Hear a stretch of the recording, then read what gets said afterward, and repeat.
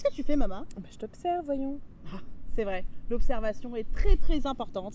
pour bien savoir comment aider nos enfants.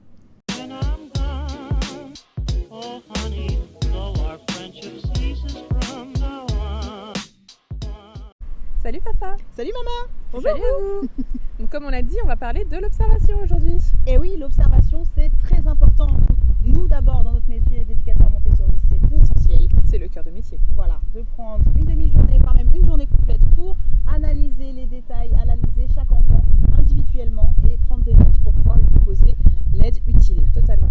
Après, dans un cadre moins formel, on peut faire d'autres formes d'observation, même en tant que parent, de prendre un peu de recul, de s'installer dans un coin et d'observer son enfant sur quelques minutes, une dizaine de minutes, un quart d'heure, de noter les informations qui nous paraissent essentielles, ou même ne serait-ce que, voilà, dans le feu de l'action, prendre un pas de recul et se dire qu'est-ce qu'il fait et de quoi il pourrait avoir besoin. Voilà.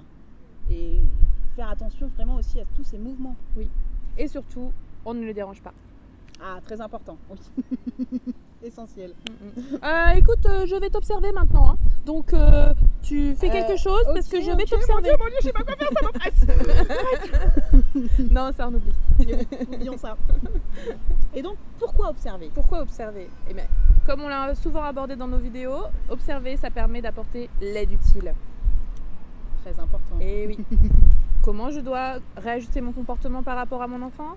Quelle activité je peux lui proposer? Comment adapter l'environnement? Totalement. Tout ça se traduit à travers l'observation. On peut voir ces choses-là. Et est-ce que toi, tu as des exemples concrets en tant que maman? Ah bah forcément. Ah oui.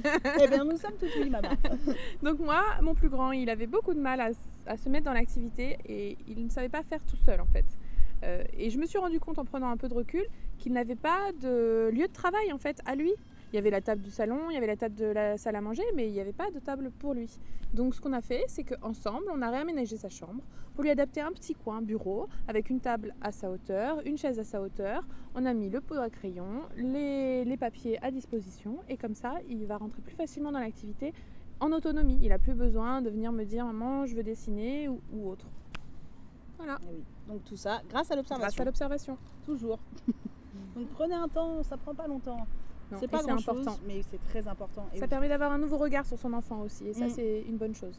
Oui, c'est vrai qu'on est dans le feu de l'action au quotidien, on n'a pas forcément le recul nécessaire, alors que ce temps est primordial. Ça permet de voir son enfant sous un jour différent et souvent sous un meilleur jour.